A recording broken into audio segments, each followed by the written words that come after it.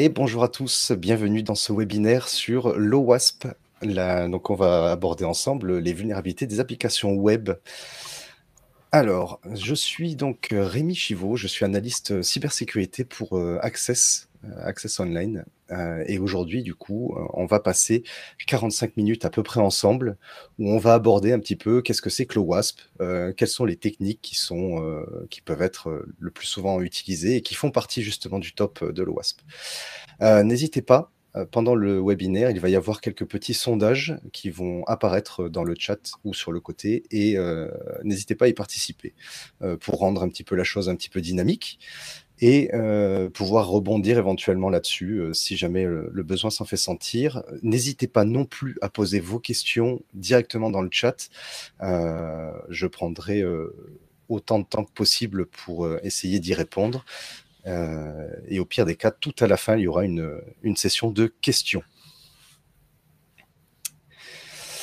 Le but de ce webinaire, donc, comme vous l'aurez compris dans la présentation, ça va être de comprendre le top 5 de l'OWASP. Je préfère le dire tout de suite, c'est un top 2021. Nous verrons juste après pourquoi.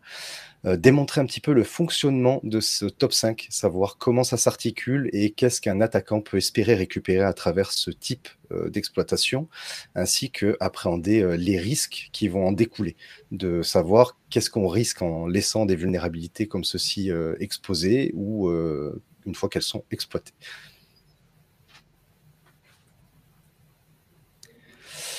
Je vais laisser la main 5 minutes à Emeline, qui va se présenter rapidement et vous présenter un petit peu qui est Access.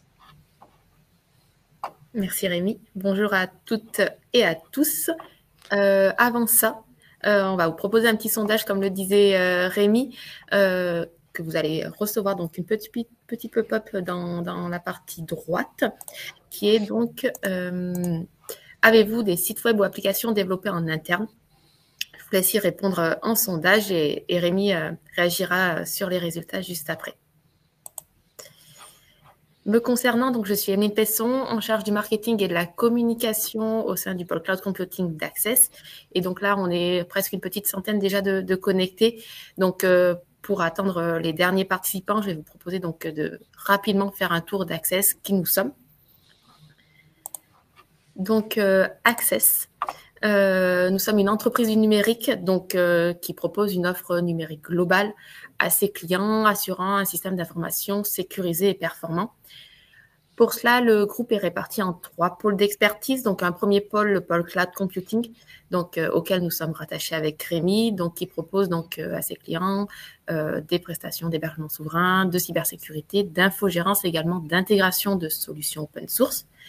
Ensuite, il y a un second pôle donc, au niveau du groupe qui est le pôle software, donc, qui assure en fait le développement de logiciels métiers sectoriels, notamment dans les domaines de la santé, de l'éducation et de la formation, de la dématérialisation, mais également de l'industrie.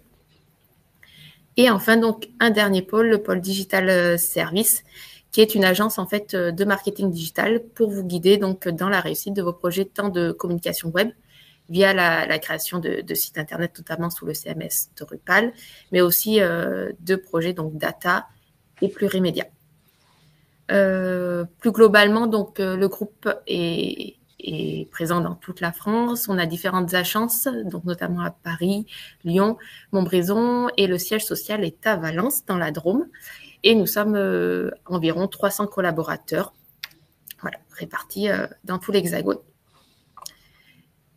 Plus précisément, concernant le pôle cloud computing, le focus qu'on fait, notre plus-value, c'est vraiment qu'on est hébergeur certifié ISO 27001-2017 et également certifié HDS, donc hébergeur de données de santé. Pour cela, on est positionné au sein de différents data centers entre Lyon et Paris pour proposer en fait tout simplement l'hébergement des données de nos clients sur un cloud souverain et privé. Et donc, ça assure aussi de la redondance qui permet d'assurer une continuité de service. Voilà, très rapidement pour la présentation d'Access. Et Rémi, je vais te redonner la main, sachant que de mon côté, je reste dans le chat donc, pour centraliser les questions pour que Rémi puisse y répondre à la fin de la présentation. Et si vous avez un problème technique quelconque, n'hésitez pas également. Je suis en contact moi avec Webikeo de mon côté pour régler ça au plus vite. Merci beaucoup, Emeline. Allez, du coup, on est parti pour le WASP. Donc déjà, on va essayer d'éclaircir un petit peu qu'est-ce que c'est et à quoi ça sert. Déjà, un petit sondage à nouveau, histoire de savoir si vous connaissez encore actuellement, utilisez ou si vous ne connaissiez pas du tout et vous découvrez le WASP ici même. Voilà. Je vous laisse y répondre, hein, prenez le temps, on continue la présentation en parallèle. Donc l'OWASP, c'est une organisation du coup qui a été fondée en 2001, qui est totalement libre, j'ai envie de dire, et maintenue librement aussi. Donc ce sont principalement des contributeurs, comme tout à chacun. Toutes les entreprises peuvent participer justement à cette récupération d'informations sur les vulnérabilités qui sont utilisées sur le web. Ils mettent tous les 4 à 5 ans en ligne un top 10 des vulnérabilités, justement basé sur ces contributions qui sont fournies librement, qui sont directement mises sur leur site. Et à chaque top, ils vont adapter les déplacements dans le top 10 des vulnérabilités qui sont exploitées. Sur leur site, vous allez pouvoir aussi trouver pas mal de ressources qui peuvent être utiles pour sécuriser de votre côté les applications web, comprendre comment les sécuriser et tout ça, c'est disponible gratuitement et librement sur leur site. Alors par contre, une grande partie se trouve être en anglais, mais normalement, si vous vous débrouillez un petit peu techniquement en tant que technicien ou administrateur, normalement, on est plutôt habitué à ce genre de langage technique anglais. Voilà.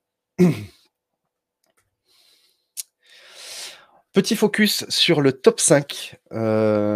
Contrainte de temps, on aurait bien abordé le top 10, mais dans le délai imparti, on est plutôt sur le top 5 pour le coup. Et je vois que du coup, la plupart d'entre vous ne connaissez pas l'OWASP. Donc pour information, là je vais aborder le top 5 et les démonstrations qu'on va faire par la suite sont basées sur une ressource fournie par l'OWASP. Donc en tout premier, dans le top 5, on a les Broken Access Control. Donc les termes sont en anglais, pas de panique, on va les vulgariser en français ensemble. Le Broken Access Control, ça va être une méthode de contourner les contrôles d'accès. Donc le Broken Access Control. Ça peut par différents moyens se réaliser, mais on va en aborder qu'une toute petite partie aujourd'hui, encore une fois par contrainte de temps. Ensuite, en top 2, on a les cryptographic failures, donc ce sont tous les échecs de chiffrement, par exemple, toutes les méthodes cryptographiques qui seront mal utilisées ou mal mises en œuvre. Ça rentre dans le top 2. Ensuite, on a les SQL injections, qui de mémoire, dans les derniers tops, étaient en top 1. Ce sont donc des exploitations qui vont aller permettre souvent d'aller récupérer ou modifier des données dans une base de données à travers du requêtage, donc à travers des requêtes SQL. Ensuite, vous avez en top 4 le Insecure Design qui regroupe une très grande partie des éléments qu'on peut trouver dans les vulnérabilités. Je trouve que c'est une catégorie assez large pour le coup, mais elle est en top 4. Et en top 5, on a les Security Misconfiguration, qui sont donc toutes les erreurs de configuration qu'on peut rencontrer, que ce soit par un administrateur, par un développeur. Ce sont que des erreurs qui peuvent être faites ou des mauvaises configurations parce que méconnaissance du système ou du langage utilisé ou bien du CMS, peu importe. Mais voilà, elles sont là et elles sont exploitables la plupart du temps. On va aborder dans le désordre. Pourquoi dans le désordre? Tout simplement parce que pour la cohérence de la démonstration, et que ça ne parte pas dans tous les sens, j'ai essayé de respecter le top 5, mais malheureusement, on sera un petit peu dans le désordre. Donc on va aborder dans le top 5, la 5e, le Security Misconfiguration. Ne paniquez pas, la prochaine n'est pas le top 4, ce sera une autre. Alors, qu'est-ce que c'est que les security misconfiguration? Donc, comme je disais, c'est souvent des erreurs qui sont laissées par un admin, un développeur ou bien une mauvaise connaissance de la configuration qu'on va mettre en place. et ça peut se répercuter souvent par des fonctionnalités, par exemple, qu'on va laisser actives parce qu'on utilise, par exemple, une librairie et cette librairie-là, on a laissé des fonctionnalités ouvertes qu'on n'a pas besoin d'utiliser nous, mais qui peuvent être exploitées par un attaquant. Des modes debug, par exemple, qui peuvent être activés aussi. Le mode debug, tout simplement, un administrateur ou un développeur qui va activer un mode debug parce qu'à un moment donné, il a une panne, il a besoin de savoir qu'est-ce qui se passe, ce qui est légitime. Et comme on est tous humains, il peut nous arriver d'oublier ce genre de détails, de désactiver un mode debug. Et malheureusement, lorsque ça arrive, ça peut être exploité aussi. Les affichages d'informations de briques logicielles. Alors tout simplement, je vous donne un exemple. Quand par exemple vous avez une page internet qui ne s'affiche pas et que vous avez la version de Apache par exemple qui va s'afficher, ça en fait partie. Ce sont des affichages qui vont donner des informations à un attaquant. Alors directement, ça ne donnera pas une exploitation à proprement parler, mais ça va donner des informations qui peuvent faciliter le travail d'un attaquant. Et enfin, en dernier, les erreurs qui sont trop verbeuses. Alors j'entends par verbeux qui vont donner trop d'informations, donner des informations qui ne sont pas nécessaires. Souvent, on va être proche du mode debug, puisqu'un un mode debug va typiquement être verbeux. Voilà, donc par exemple, une erreur trop verbeuse, c'est un 404 qui va donner un peu trop d'informations ou des erreurs SQL qui vont donner beaucoup trop d'informations. Ça en fait partie. Petite démonstration là-dessus. Donc pour les besoins de la présentation, je vais vous partager une petite vidéo que j'ai faite moi-même. Donc ce sont des commandes que j'ai réalisées moi. Les vidéos, c'est moi qui les ai faites, mais par souci de temps, j'ai préféré passer par une vidéo pour éviter les problèmes techniques. Voilà, alors j'espère que tout est bon. Oui, ça semble OK. Donc je vais vous la détailler. Donc on est sur, comme je disais, le site fourni par l'OWASP qui s'appelle le OWASP Jewish Shop, qui est vulnérable volontairement pour pouvoir se former, s'entraîner, apprendre un petit peu plus ce qui est exploitable à travers le web. Donc c'est hébergé sur une plateforme de test, c'est pour ça que l'adresse IP en haut, vous la voyez, elle est, elle est particulière. J'ai utilisé une Kali qui est disponible sur Internet librement, donc tout est libre. Vous pouvez tout utiliser à des fins personnelles ou à des fins de formation en interne. Donc, on va sur le formulaire d'authentification et on voit classiquement un email et un mot de passe. Dans l'email, un attaquant pourrait essayer de rentrer des informations. Ici, on utilise uniquement un navigateur. Pas besoin de grand-chose de plus, juste un navigateur pour voir ce qui va être envoyé et reçu du serveur web. Donc on met juste une simple cote dans le email. Hop, je reviens juste un tout petit peu en arrière. On met juste une simple cote dans l'email et une valeur aléatoire dans le mot de passe pour savoir qu'est-ce qui va se passer au niveau du site web. Alors ici, on va avoir un 500. Donc ça veut dire que 500, c'est une erreur interne pour le site web. Et donc potentiellement, on peut avoir des informations qui vont découler de cette erreur 500. Et ici, dans le cas de ce serveur web, on va avoir une grosse erreur SQL qui va nous atterrir de notre côté. Et cette erreur SQL, elle est exploitable pour le coup pour un attaquant parce qu'en plus, on voit clairement qu'il y a toutes les informations, y compris la requête en elle-même, tout en bas. Et ça, c'est le genre d'erreur qu'on ne veut pas voir, même en tant qu'administrateur, et qui est le plus souvent désastreux pour un serveur web, puisque un attaquant qui tombe là-dessus, c'est du pain béni. Donc typiquement, un attaquant va essayer de récupérer ce type d'informations.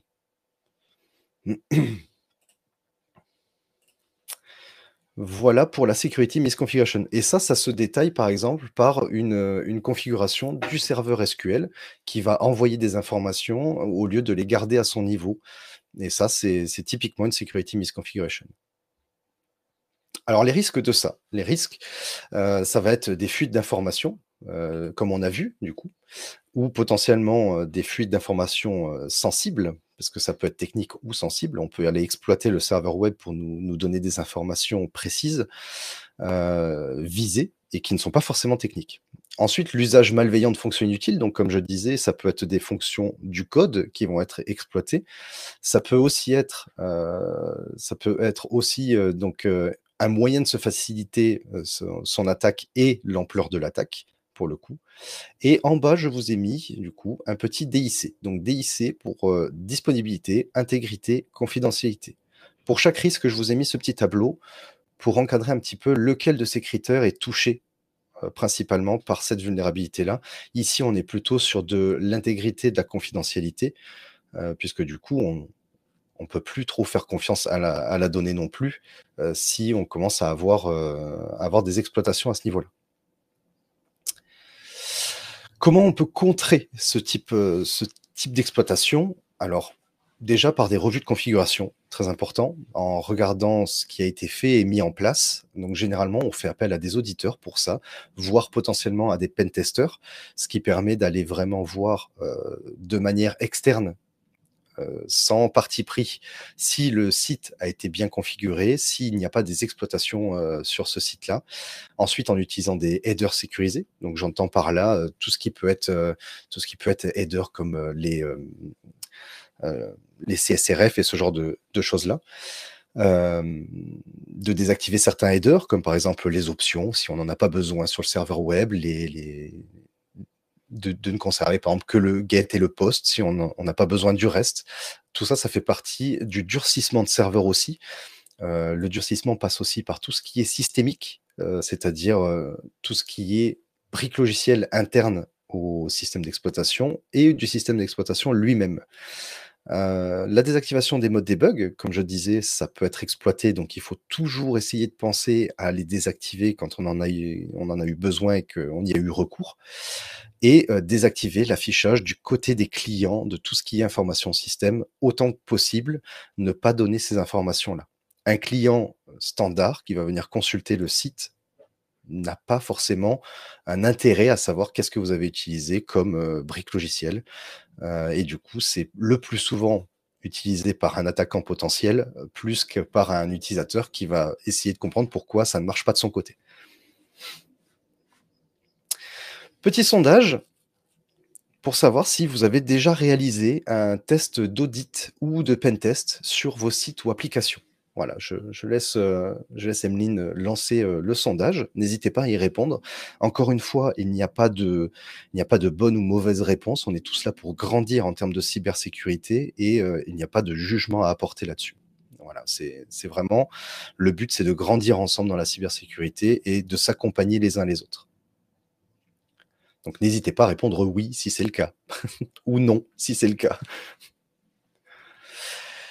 Dans le top 3, donc les SQL injections, comme je disais, c'est dans le désordre, mais ne vous inquiétez pas, on va toutes les voir. Donc le SQL injection, ça va être le plus souvent utilisé par un détournement, soit d'un champ de recherche, d'un formulaire, comme on a vu, un formulaire d'authentification. Ça peut même être un formulaire de contact, ça peut être plein de méthodes différentes, du moment qu'il y a j'allais dire une user input, mais une entrée utilisateur du coup. Là, à ce moment-là, il peut y avoir un risque de SQL injection.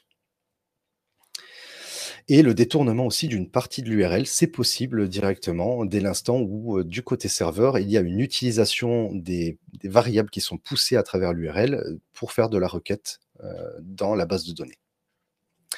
Une petite démonstration, pour comprendre exactement de quoi il s'agit. Alors, je prépare la vidéo une petite seconde. Paf. Et je vous partage ça. Hop.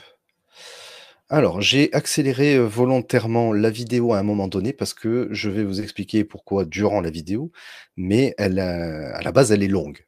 Donc ici, on est sur le site web. On a une solution qui s'appelle Burp. Donc l'outil que vous voyez ici, ça s'appelle Burp. C'est disponible directement avec la Kali, c'est inclus dedans. Il va se comporter un petit peu comme un proxy, c'est-à-dire qu'il va se mettre entre le navigateur et le serveur et il va permettre de voir et potentiellement de modifier les requêtes qui vont partir de mon navigateur. Entre autres, parce qu'il est capable d'autre chose. Mais ici, c'est ce qu'on va utiliser. Et ici, on a le champ de recherche d'articles classiques sur le site web. Quand on l'utilise, on a notre burp qui va venir récupérer la fameuse requête d'ici avec le product search. Donc, on voit ici que c'est la recherche de produits. On récupère la requête telle qu'elle devait partir vers le serveur. On la stocke dans un fichier texte. Et en faisant ça, on va utiliser un deuxième outil. On va utiliser un deuxième outil qui va s'appeler SQLmap. Et SQLmap, c'est un outil qui va nous permettre de mettre à mal des bases de données SQL à travers des requêtes pour essayer de les compromettre, de récupérer des informations, et il est capable de beaucoup de choses. Il est notamment, vous allez le voir dans le déroulé juste après, il est capable de découvrir la base de données qui va être utilisée derrière, si c'est du SQL, du MariaDB, du NoSQL, ce genre de choses-là. Il va essayer de le deviner. Il va essayer de trouver comment l'exploiter à travers la requête que vous lui avez donnée. Il va être capable, s'il a il a la main dessus et qu'il arrive à avoir un point d'entrée exploitable, il va essayer de récupérer ce qui est dans la base de données. Bref, il va tout faire pour vous, y compris s'il a des hashes, donc des empreintes de mots de passe, il va essayer de vous les casser pour vous. Alors, c'est à un certain niveau, mais tous les mots de passe qui vont être faibles vont avoir des chances d'être vus par SQLmap. Donc ici, on va utiliser SQLmap avec le fichier de requête dont je vous ai parlé juste avant, le batch pour dire que je ne veux pas d'interaction utilisateur, c'est-à-dire que quand il va me poser une question, il va répondre automatiquement la réponse par défaut. Les risques et le level ici, ça va être pour savoir jusqu'où il peut aller en termes de risque de faire tomber la base de données qui est derrière et jusqu'où il va utiliser dans son exploitation ses méthodes à lui. Le dump pour lui dire je veux récupérer les bases de données, le user pour dire la table, je veux la table users, et le nombre de threads, ça c'est juste pour lui donner un peu plus de pêche en termes de processeur, et le DBMS pour lui, on triche un petit peu, on sait que c'est du SQLite, pour gagner du temps, je lui dis que c'est du SQLite. On lance cette petite commande magique, SQLmap nous dit, voilà, je suis SQLmap, je vais faire le travail sur ce que tu m'as donné, et ici, on va commencer à voir quelque chose d'intéressant, c'est que on n'est pas que sur de la requête de base, on va commencer à arriver sur de la blind SQLi, ce qu'on appelle. Donc la blind SQLi, c'est de la SQLi à l'aveugle. C'est-à-dire que quand notre base de données ne nous répond pas de données franches, on va essayer de contourner ce fonctionnement-là pour essayer d'avoir une réponse quand même. Et à travers cette réponse-là, il va jouer sur, par exemple, des temps de réponse. Il va nous dire, je t'envoie cette requête-là, si mon champ que je te demande commence par un A, tu attends 10 millisecondes ou 100 millisecondes. Et en fait, il va venir ici, donc hop, ici, ce qu'on peut voir là, c'est ce qu'on peut appeler du guessing. Donc, c'est-à-dire qu'il va aller faire du requêtage de la base de données et il va lui demander, est-ce que mon champ, il fait 18 caractères? Est-ce que mon champ, il fait 1 caractère, 2 caractères, 3 caractères? Et en fonction de la réponse du serveur et du temps qu'il va mettre à me répondre, il va déterminer certaines valeurs et si c'est un oui ou si c'est un non, sans avoir de réponse. Et il va forger sa réponse en fonction de ces deltas de temps. Et donc ici, il va nous extraire toute la table users parce qu'on le lui a demandé et qu'il a trouvé son point d'entrée directement, à travers des deltas de temps. Alors ici, vous pouvez voir les deltas de temps qui sont beaucoup plus grands du coup, c'est pour ça que j'ai accéléré la vidéo, mais techniquement, c'est comme ça qu'il va procéder pour faire de ce qu'on appelle de la blind SQLi. Voilà, un attaquant qui a du temps va pouvoir se permettre de faire ça. Il n'est pas pressé, il veut juste votre base de données. S'il a un point d'entrée, il va le faire. Et à la fin, vous allez voir rapidement, donc la base de données nous demande: «J'ai trouvé des mots de passe, est-ce que tu veux que je te casse ces mots de passe avec un dictionnaire, par exemple?» ou ce genre de choses-là. Et donc, ça, c'est toute la base de données et les mots de passe cassés juste au-dessus. Hop. Je vais essayer de revenir en arrière pour que vous voyez un petit peu. Voilà, ici, tout en bas. Alors, on le voit peut-être pas très, très bien pour le coup. Là. Ah, dommage. On le voit peut-être pas très, très bien pour le coup, mais juste en bas, on peut voir par transparence, les mots de passe qui ont été cassés, avec le hash. Voilà. Typiquement, une SQLi, le risque est à ce niveau-là.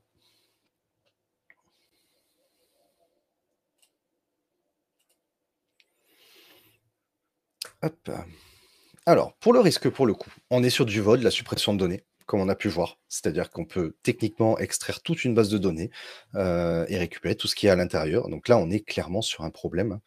La prise de contrôle de l'applicatif, potentiellement, puisque si on a la main pour récupérer de la donnée, on a potentiellement la main pour aller faire des inserts, donc des modifications.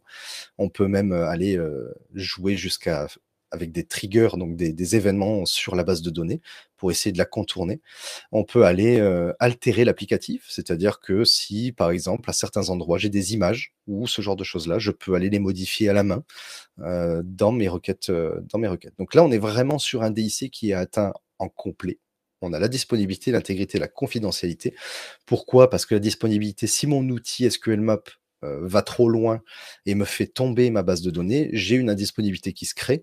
Sur l'intégrité, on est clairement sur un problème d'intégrité, puisque là, vous imaginez bien que si je peux modifier moi en tant qu'attaquant la base de données, on n'a plus une donnée qui est vraiment intègre. Et la confidentialité, le vol de données, évidemment, ça représente totalement un problème de confidentialité.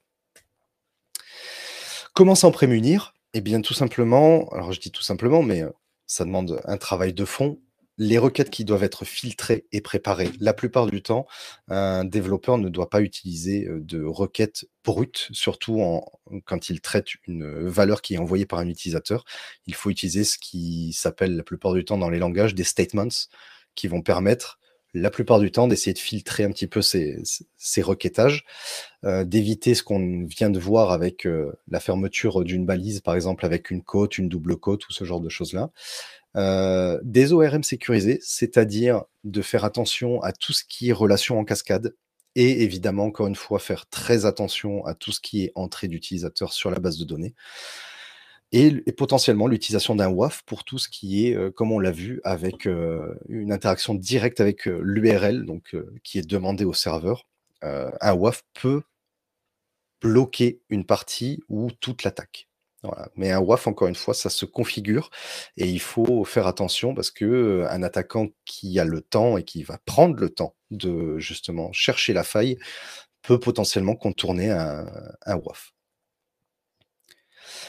En top 2, les cryptographic failures. Alors, qu'est-ce que c'est que cette chose-là? Alors, ça demande souvent une connaissance assez avancée de tout ce qui est méthode cryptographique, donc des algorithmes de chiffrement. Je n'ai pas voulu trop partir là-dedans pour éviter de complexifier la compréhension, mais les cryptographic failures, donc les échecs d'utilisation des méthodes cryptographiques, sont plutôt des mauvaises utilisations de chiffrement. On va utiliser un chiffrement qui va être soit perso, pardon, soit perso. On va essayer de faire une méthode de chiffrement maison et on va l'utiliser. Généralement, elles ne sont pas assez robustes. Des stockages d'informations sensibles en clair, des mots de passe par exemple, et croyez-moi, ça arrive encore de tomber sur des bases de données avec des mots de passe en clair. Des utilisations d'algorithmes de chiffrement faibles ou obsolètes, et là pour le coup, on va tomber sur notre démonstration juste après avec par exemple, peut-être que vous avez déjà entendu ces méthodes, ces algorithmes-là, donc du RSA, du AES, des méthodes de hachage, donc pour faire des empreintes en MD5, SHA-1, SHA-256, 512. Tout ça, ce sont des méthodes qui, avec le temps, peuvent être cassées ou devenues obsolètes. Et ici, c'est ce qu'on va voir dans notre petite présentation. Alors, je vous rejoins dans le chat, pour le coup. Je vous rejoins dans le chat et je vous laisse deviner. Alors, ceux qui ont déjà vu ces images, si vous pouvez donner 2-3 minutes à ceux qui ne les connaissent pas pour essayer de répondre, je vous en remercie. Mais ce sont 2 images. Et si vous pouvez me donner leurs points communs. Ce sont toutes les 2 des images, ça nous le savons, donc potentiellement leur extension, on la connaît, mais c'est quelque chose de différent qu'on cherche sur ces 2 images. Est-ce que vous connaissez ça? Qu'est-ce que ces 2 images peuvent avoir en point commun? Rapidement.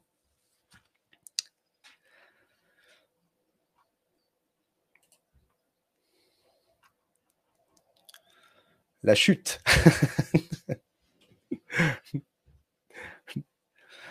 Non, c'est pas ça.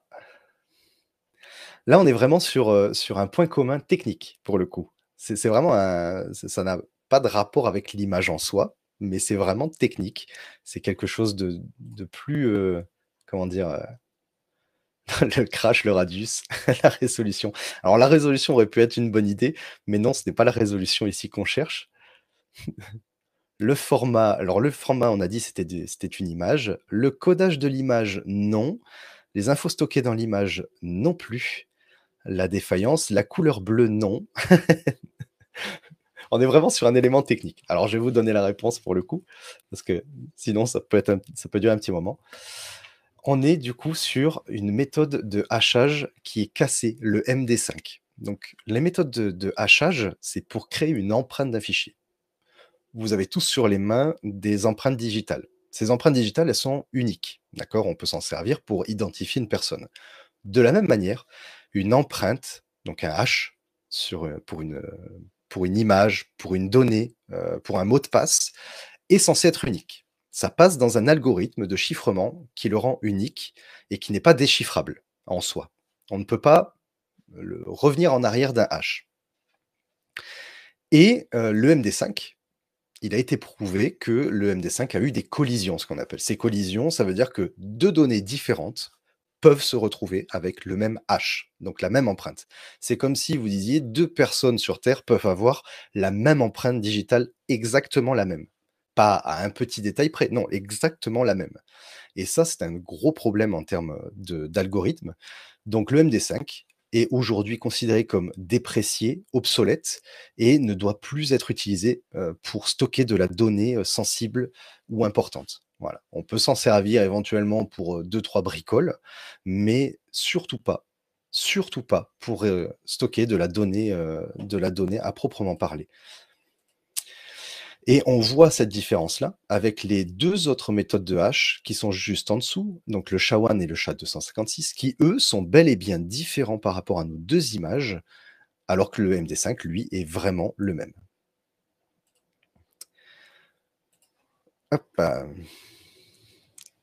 donc, le risque avec l'utilisation de ces méthodes cryptographiques cassées, ça va être du vol de données sensibles. Comme on l'a vu, un attaquant qui récupère des empreintes de mots de passe dans une base de données, si on a utilisé un algorithme qui est trop faible, il a plus de chances de pouvoir casser ces données et de les récupérer par la suite. Donc là, on est vraiment sur du vol de données sensibles, parce que généralement, ce qu'on fait quand on stocke une donnée en hash, c'est que on veut stocker une donnée sensible. Les attaques par mécanique de rejeu. Alors ça, pour le coup, c'est lorsque vous avez un jeton d'authentification, par exemple, entre vous et le serveur, et que quand vous authentifiez, vous avez un jeu entre vous et le serveur. Si c'est intercepté et que la méthode cryptographique, donc de chiffrement entre les deux, est pas assez solide, un attaquant peut venir la récupérer, la casser et la rejouer pour essayer de prendre votre place. C'est assez complexe pour le coup et la plupart du temps, ça demande un petit peu de temps à un attaquant pour bien étudier le truc, mais il y a certaines mécaniques de rejeu qui peuvent être faites. Des altérations de données et ou communication. Vous imaginez bien que si vous avez une communication entre vous et un serveur et que le serveur n'utilise pas une méthode de chiffrement assez solide, la donnée peut être interceptée. On en parle souvent, de ne pas utiliser, par exemple, des points d'accès publics, par exemple, pour travailler, pour éviter justement ce type de vol de données, parce que certains serveurs sont encore avec des mécaniques de chiffrement qui sont faibles ou cassées, tout simplement. Donc on est au niveau du DIC sur un problème d'intégrité et de confidentialité, encore une fois, puisque là, du coup, la donnée, on ne peut plus y faire confiance et potentiellement, on peut aussi se la faire voler. Comment on contre ça? Alors, déjà, il faut utiliser des algorithmes de chiffrement forts et oublier toutes les anciennes au fur et à mesure du temps. Parce que oui, au fur et à mesure du temps, les chercheurs en sécurité vont aller essayer de casser ces algorithmes pour pouvoir en inventer des nouveaux. Et donc, il faut essayer d'évoluer avec ça et faire évoluer ces méthodes de chiffrement au fur et à mesure du temps. Ensuite, il ne faut pas utiliser le sel par défaut sur les solutions qui utilisent un salage. Le salage, c'est pour quand on utilise un chiffrement, le salage, ça va être une valeur qui va être ajoutée à une méthode pour essayer de la rendre plus solide.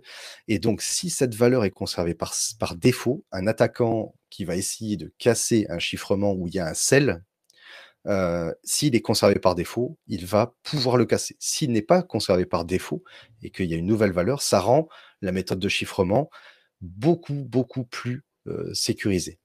Et ensuite, on recommandera jamais assez l'usage de TLS 1.3 pour, par exemple, du HTTPS, qui est plus solide évidemment que du 1.2 et qui est évidemment beaucoup plus solide que du 1.1 par exemple. Et donc, encore une fois, c'est l'évolution des méthodes de chiffrement avec le temps.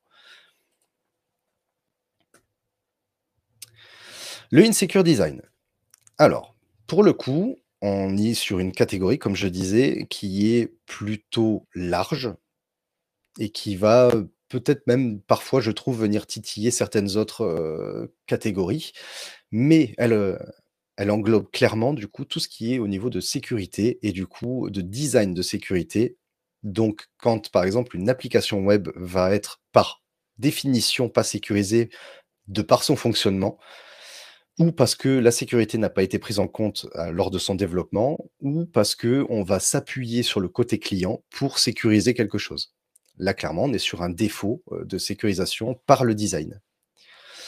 Une petite démonstration, encore une fois, je prépare la petite vidéo. Hop, je vous prépare ça et je vous la montre. Paf. Et c'est parti. Alors, donc ici, on reprend notre site, du coup, et je vais vous montrer ici, dans ce navigateur-là, on est, avec un navigateur qui est rattaché à Burp, que vous avez vu plus tôt. On est identifié en tant que Jim, donc admettons, je crée un compte utilisateur, je ne suis que simple utilisateur, je me log et ensuite je m'amuse avec mon site web. Ici, dans le deuxième navigateur, qui est un Firefox, je vais m'authentifier avec un autre utilisateur pour les besoins de la démonstration, pour vous montrer que je peux avoir une interaction d'un utilisateur à l'autre. Je vais prendre un article et cet article, je vais tenter de l'ajouter à mon panier en tant que Jim. Je mets mon Burp en fonctionnement, je vais chercher mon ajout de comment ça s'appelle? Mon ajout d'article. Je vois ici la requête qui part vers le serveur en disant: «Je suis le panier 2». Je vais l'envoyer au serveur. Hop, et ici, je récupère une deuxième requête avec un post. Et là, cette fois, généralement, quand on a un post, c'est qu'on a potentiellement des variables qu'on va envoyer au serveur pour essayer de le faire travailler. Et tout en bas, ici, on va voir les 3 variables qui sont donc envoyées au serveur en lui disant: «Voilà le product ID, voilà le numéro du panier, voilà la quantité que je veux rajouter». Sauf que, en tant qu'attaquant, si je récupère une variable et que je fais ce qu'on appelle un overload, donc une surcharge de cette variable et que je viens la modifier et que je l'envoie, le serveur va avoir un comportement différent de ce qui est attendu et pour le coup, le panier de mon Jim restera vide, alors que c'est pourtant lui qui a ajouté, cet article, alors que, mon utilisateur, donc là ici, j'ai bien un seul article qui n'est pas celui que j'ai rajouté et chez démo, je vais avoir un nouvel article qui lui est celui que Jim a voulu rajouter. Donc ici, on est sur du insecure design, c'est-à-dire qu'un utilisateur va pouvoir aller modifier le panier d'un autre utilisateur alors qu'il n'a rien demandé. Tout ça parce qu'on a, des variables qui sont envoyées au serveur qui ne sont pas, de manière sécurisée, je dirais, et qui, dans le design du site, on n'ira normalement jamais demander à un utilisateur quel est son panier. Et là, on est sur un vrai problème de insecure design. Hop.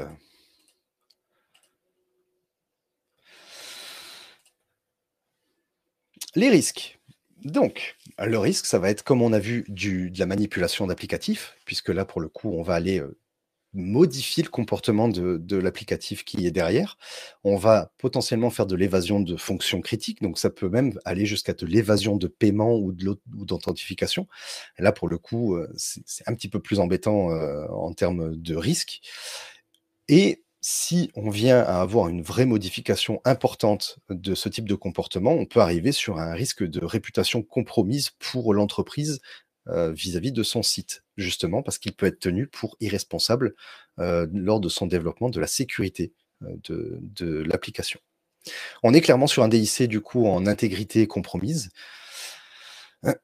Et les contre-mesures là-dessus, eh bien, écoutez, ça va être, l'intégration de la sécurité dès la conception. C'est-à-dire qu'il va falloir prendre en compte, comme on a vu là, de ne pas faire confiance à l'utilisateur en disant: «Le panier, on sait que c'est à l'utilisateur, on le connaît. Son panier, on ne lui demandera jamais puisqu'on sait lequel c'est». Ce type de réflexion, il faut les avoir dès la conception, pour le coup, et on est un petit peu obligé de la prendre en compte maintenant parce qu'avec tous les risques cyber qui sont sur internet, il y a toujours des petits malins qui vont aller essayer de décortiquer ça. La modélisation des menaces, on va essayer d'aller modéliser ces menaces, c'est-à-dire de les prendre en compte avant qu'elles aient lieu, pour essayer de les contrer dans le design avant.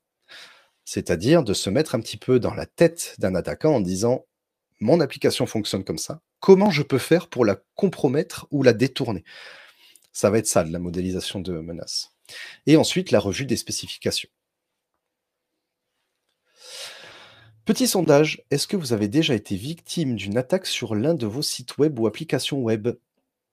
Je reprends moi les autres sondages.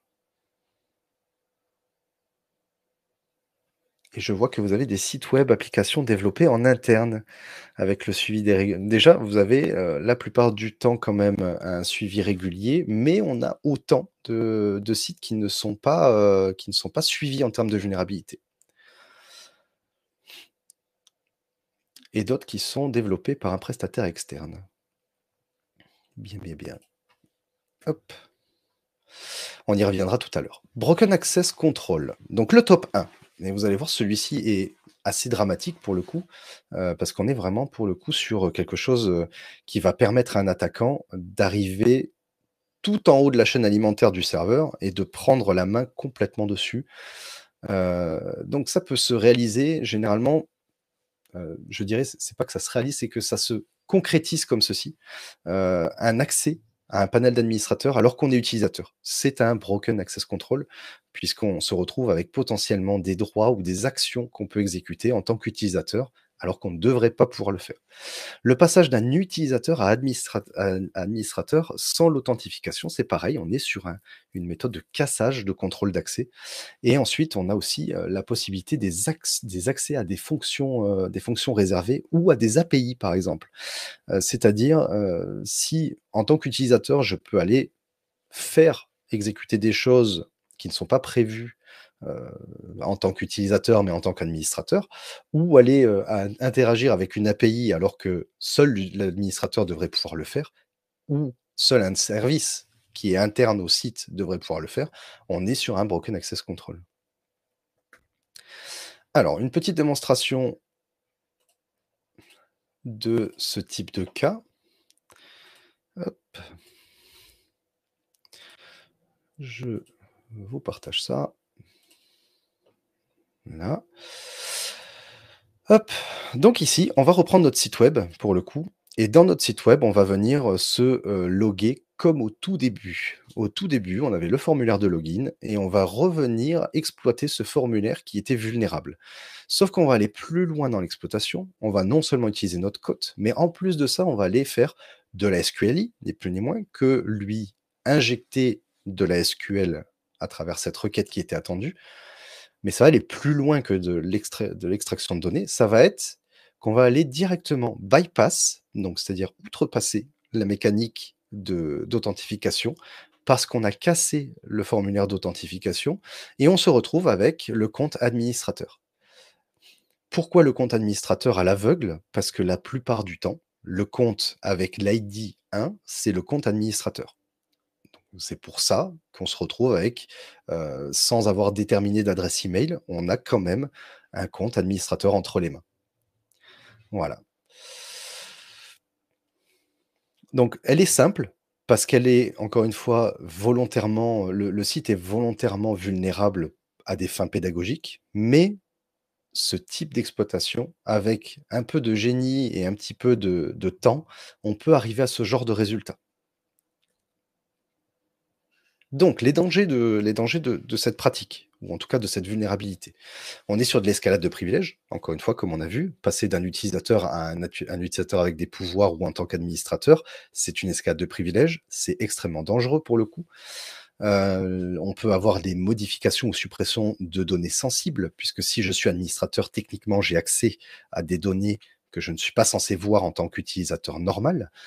Des accès à des exécutions de fonctions critiques, comme par exemple des API, encore une fois, ou aller, par exemple, réinitialiser un site web. Ce sont des fonctionnalités critiques où normalement on est censé être administrateur, ou de l'ajout de contenu malveillant. Et là, on est face à un défaçage du coup du site, ce qui aurait pu, si on a un défaçage, toucher le D du DIC avec la disponibilité, mais un attaquant ne passe pas toujours à l'indisponibilité en premier. Il va d'abord essayer d'aller récupérer les informations et le broken access control en tant que tel n'a pas forcément vocation à donner une indisponibilité. Il va plutôt avoir une vocation à aller récupérer de la donnée, la modifier et prendre la main sur le serveur. Avez-vous déjà été victime? Non, jamais, 57%. Vous avez de la chance et tant mieux pour vous, j'espère que ça continuera pour vous. Heu, hop. Les contre-mesures pour le Broken Access Control. Donc, évidemment, exécuter les contrôles d'accès côté serveur, jamais côté utilisateur. Ça, c'est un point clé pour éviter les problèmes de contrôle d'accès. L'utilisation de rôles et de logique d'accès renforcée, tout simplement avec justement une notion de rôle bien inscrite dans la méthode d'authentification et pas juste à travers un simple formulaire, par exemple. La logique d'accès renforcé, ça peut être aussi, par exemple, avec des 2FA. Ça peut être intéressant d'aller se porter vers une authentification multifacteur, justement, avec des clés supplémentaires physiques ou ce genre de choses-là.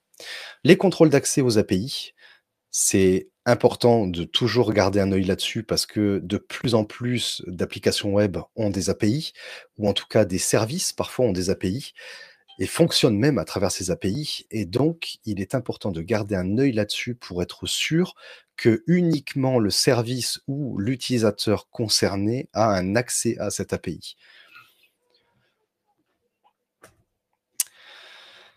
Un dernier petit sondage avant les questions. Est-ce que vous souhaitez être accompagné sur des problématiques ou des défis en jeu liés à la cybersécurité? Je vous laisse répondre tranquillement le temps qu'on aborde les questions. N'hésitez pas à continuer à poser vos questions en plus.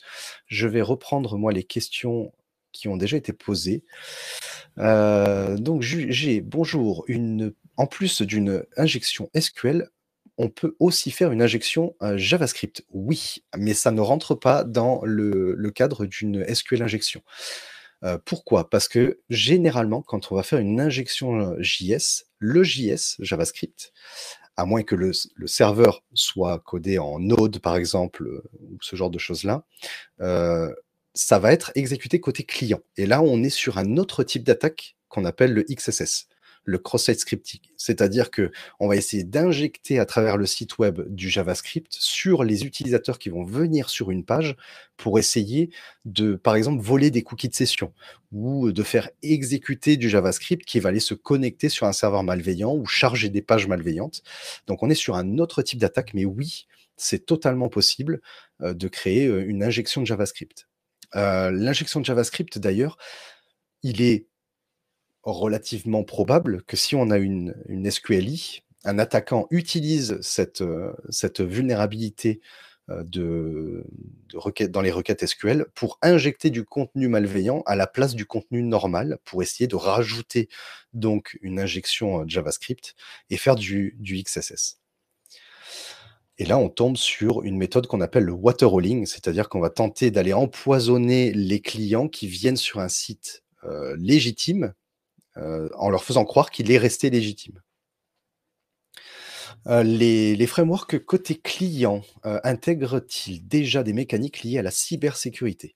Alors les frameworks côté client, j'aurais aimé en savoir plus parce que pour moi les frameworks, on va commencer à parler donc de CMS, de Drupal, de Symfony, ce genre de choses-là et pour le coup, ils vont embarquer une partie de mécanique sur les cybersécurités, mais il faut se dire que, il y a quand même encore des mécaniques qui sont vulnérables même avec les CMS et d'autant plus si vous utilisez des plugins dans les frameworks, qui sont communautaires et parfois abandonnés. Si vous utilisez par exemple un plugin qui sert à venir justement sécuriser, un panneau d'admin par exemple et que ce panneau d'admin, il a été abandonné depuis 2 ans et beh, ce plugin potentiellement est vulnérable à une attaque. React, Angular et cetera. Alors, React, Angular, ça va être côté serveur. Donc heu, vous allez avoir des mécaniques donc ouais, c'est ça, c'est du framework, de développement comme, du Symfony, par exemple. Donc oui, certaines parties de la cybersécurité vont être mises en place, mais encore une fois, il ne faut pas tomber dans la misconfiguration. Parce que si vous tombez dans la mauvaise configuration, vous allez vous retrouver avec potentiellement ces mêmes vulnérabilités qui vont être dedans. Donc il faut bien maîtriser son framework, bien le maintenir à jour, parce que c'est très important de le maintenir à jour, sinon vous allez vous exposer potentiellement à des vulnérabilités dans le framework, parce qu'il y a eu des erreurs dans le code ou des exploitations qui sont possibles. Donc c'est oui, il y a une partie de cybersécurité, mais il faut quand même garder un œil dessus et toujours le garder à jour et bien l'utiliser.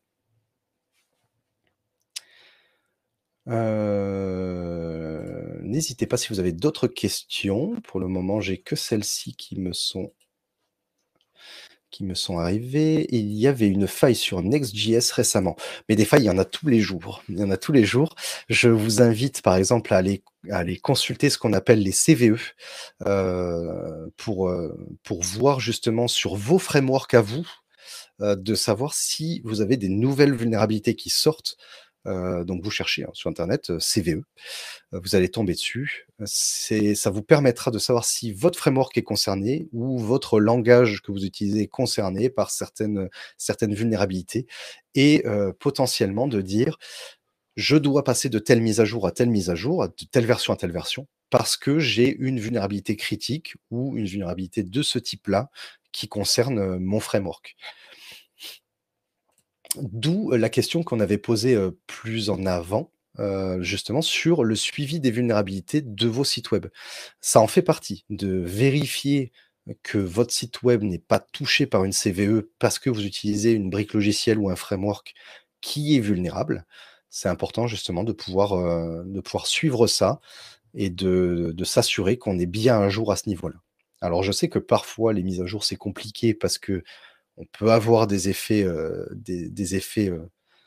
collatéraux entre les briques logicielles, mais c'est important de s'y atteler pour éviter justement, toutes les vulnérabilités critiques qui sont exploitées.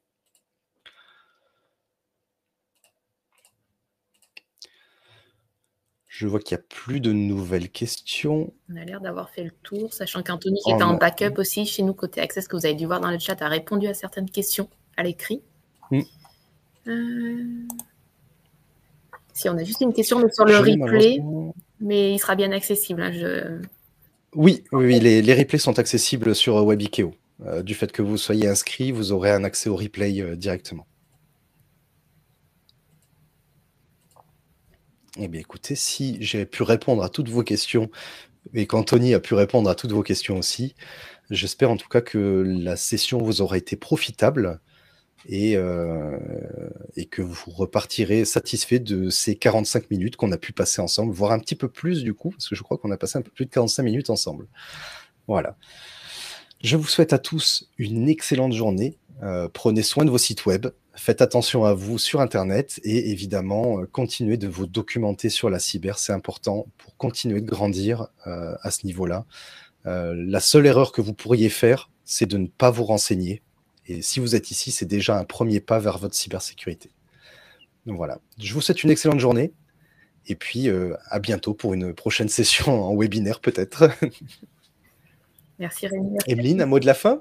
Non, vous allez recevoir le replay comme on vous l'a dit avec Oui. Rémi. Et puis, vous serez aussi automatiquement abonné à nos prochaines invitations de webinaire. Donc, n'hésitez pas à vous inscrire si vous souhaitez y participer. Et pareil, notre LinkedIn, on a une page LinkedIn et dessus, on y poste donc régulièrement des articles de blog sur les sujets de la cyber, des petits témoignages vidéo de nos clients, etc. et des études de cas. Donc voilà. Merci Rémi. Une très bonne journée à vous. Bonne journée. Au revoir. Au revoir.